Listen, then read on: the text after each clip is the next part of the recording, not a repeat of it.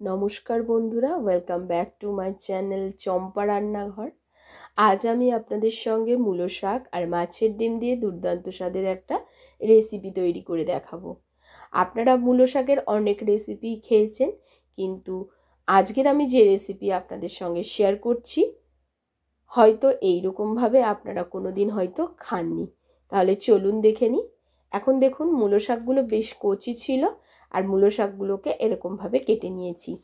সমস্ত রকম শাক দিয়েই কিন্তু আপনারা খেতে পারবেন, তবে কোনো রকম বুড়ো বা পাকা শাক না, যে কোনো কচি শাকের সঙ্গে এটা খেতে পারবেন। যেমন পালং শাক, লাউ শাক, কুমড়ো শাক, মূলো শাক, বেতে শাক, যত রকমের কলমি শাক। তো এখন মূলো শাকগুলোকে আমি লবণ দিয়ে প্রথমে খুব ভালো করে চটকে রেখে দিচ্ছি। এরকমভাবে চটকে রাখলে অনেকটা দেখুন নরম হয়ে যায় আর জল ছাড়তে শুরু করে। এখন একটা কড়া বসিয়ে নিয়েছি, কড়ার মধ্যে দিয়ে দিয়েছি 2 বাটি মতো জল। জলটা যখন ফুটতে শুরু করেছে কিছু আদার কুচি দিয়ে দিয়েছি। এখন এই ফুটন্ত জলের মধ্যে মাছের ডিমটাকে দিয়ে দেবো, দিয়ে কিছুক্ষণ ফোটাবো 2 থেকে 3 মিনিট মতো। এতে ডিমটা একটু ভাপানো হয়ে যাবে, মাছের ডিমটা ভাপানো হয়ে যাবে, আর ডিমের মধ্যে যে একটা আষ্টে গন্ধ আছে সেটাও খুব ভালো করে চলে যাবে। প্লিজ বন্ধুরা প্রথম থেকে শেষ পর্যন্ত ভিডিওটি দেখতে থাকুন। ভিডিওটি কিন্তু বেশ ইন্টারেস্টিং, আর আমি 100% গ্যারান্টি দিয়ে বলতে পারি আজকের ভিডিও আপনাদের পছন্দ হবে। আপনারা যারা শাক খেতে পছন্দ করেন অথচ শাকের মধ্যে একই রকম ভাজা চচ্চড়ি না খেয়ে একটু নিত্য নতুনভাবে মুখের স্বাদ চেঞ্জ করতে চান, তাহলে কিন্তু অবশ্যই আমার আজকের ভিডিওটি আপনাদের দেখতে হবে। এখন দেখুন কথা বলতে বলতে দেখুন মাছের ডিমটা কিন্তু বেশ সাইড দিয়ে সাদা হয়ে গেছে, তার মানে এগুলো কিন্তু বেশ হালকা করে ভাপানো হয়ে গেছে। এখন জল থেকে ছেঁকে আমি মাছের ডিমটাকে তুলে নেব। এইরকমভাবে যদি মাছের ডিমটা রান্না করা যায় তাহলে দেখবেন মাছের যে একটা আষ্টে গন্ধ থাকে সেটা চলে যায়। এবারে আবারও কড়াটা বসিয়ে নিয়েছি, আর কড়ার মধ্যে দিয়ে দিয়েছি খানিকটা তেল।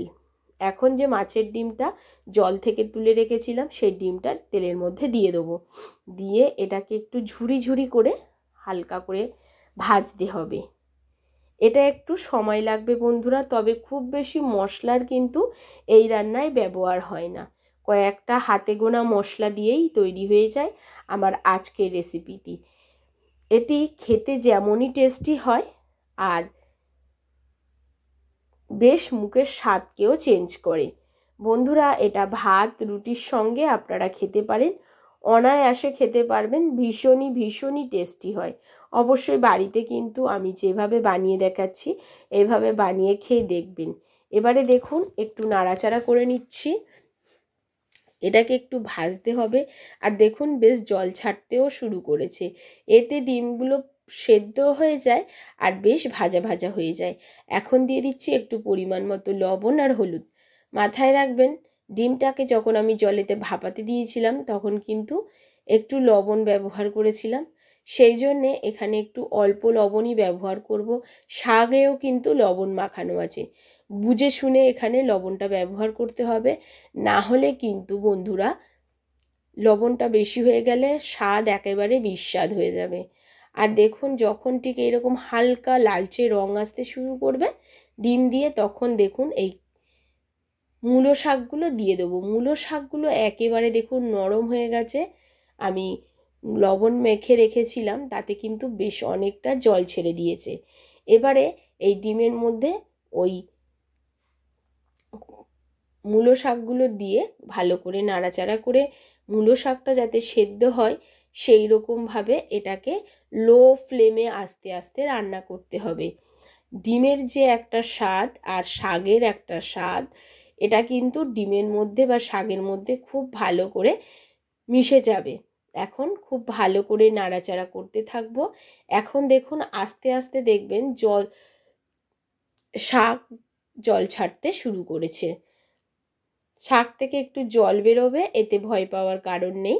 শাক একটু মানে রান্না করতে গেলে কিন্তু জল ছাড়ে, তবুও কিন্তু আমি লবণ মাখিয়ে জলটা অনেকটাই আমি ফেলে দিয়েছি। এবারে আবারও একটু এটাকে নাড়াচাড়া করে নিচ্ছি। এটাকে এবার একটু ভাজা ভাজা করতে হবে, আর কিছুক্ষণ আমি ঢাকা চাপা দিয়ে রান্না করব, প্রায় 3 থেকে 4 মিনিট পরে ঢাকাটা আমি খুলে নেব। এতে শাকও সুসিদ্ধ হয়ে যাবে আর ডিমটাও কিন্তু খুব ভালো করে মজে যাবে। এবারে দেখুন কতটা কমে গেছে মজে গিয়ে। এবারে একটু নাড়াচাড়া করে এটাকে অন্য পাত্রে আমি এখন তুলে রাখবো। এটাকে অন্য পাত্রে তুলে নিয়েছি, কড়াটাকে আবারও বসিয়ে দিয়েছি। কড়ার মধ্যে দিয়ে দিচ্ছি এখানে আবারও কিছুটা সর্ষের তেল, তার মধ্যে দিয়ে দেব কিছুটা কালো জিরে ফোড়ন। এবারে দিয়ে দেব বেশ কিছু কাঁচা লঙ্কা কুচি আর রসুন কুচি। এখানে 8 থেকে 10টা রসুনকে আমি থেতো করে নিয়েছি আর 5 থেকে 6টা কাঁচা লঙ্কাকে কুচি করে নিয়েছি। কাঁচা লঙ্কাগুলো কিন্তু আমার বেশ ঝাল, সেজন্য আমি এখানে কাঁচা লঙ্কা কুচি ব্যবহার করেছি। আপনারা চাইলে এখানে কিন্তু বন্ধুরা লঙ্কার গুঁড়ো ব্যবহার করতে পারেন, তবে লঙ্কার গুঁড়োর থেকে যদি কাঁচা লঙ্কা দিয়ে রান্নাটা হয় বেশি টেস্টি হয়। আর কাঁচা লঙ্কা আপনারা যেরকম ঝাল খাবেন সেই অনুযায়ী দিয়ে দেবেন। এবারে দিয়ে দিচ্ছি একটা বড় সাইজের পেঁয়াজকে কুচি করে রেখেছিলাম, সেই কোচানো পেঁয়াজটা। রসুন, কাঁচা লঙ্কা, পেঁয়াজটাকে তেলের মধ্যে নাড়াচাড়া করতে লাগবো। যখন এরকম হালকা রং ধরবে তখন এখানে দিয়ে দিচ্ছি হাফ চামচ গ্রেট করা আদা। এখানে অবশ্যই একটু আদা দিয়ে দেবেন। এবারে পেঁয়াজ, রসুন, কাঁচা লঙ্কা, আদা খুব ভালো করে নাড়াচাড়া করে হালকা যখন এরকম লালচে রং ধরবে তখন ডিম আর শাক ভাজা যেটা তুলে রেখেছিলাম সেটাকে দিয়ে দিতে হবে। এবারে এটাকে 5 থেকে 7 মিনিট লো ফ্লেমে এইরকমভাবে নাড়াচাড়া করতে হবে। এতে দেখবেন ডিমটাও অনেকটাই মজে গেছে, শাকটাও কিন্তু বেশ মজে যাবে। রান্না করতে করতে দেখবেন এটা বেশ অনেকটা কমে যাবে, আপনারা নিজেরাই বুঝতে পারবেন যখন রান্নাটা হয়ে যাবে।